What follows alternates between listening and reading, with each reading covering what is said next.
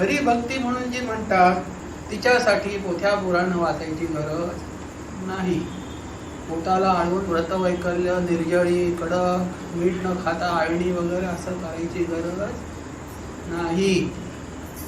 मीठ न खाता खिचडी केली, खिचडी खात असताना 10 वेळा जाणीव होती की खिचडीत मीठ नाही. पोट तर भरायला पाहिजे, बशीवर थाळीवर खिचडी खायला पाहिजे, पोट भरायला पाहिजे, पण ती कशी तरी घशाखाली लोटत असतो माणूस.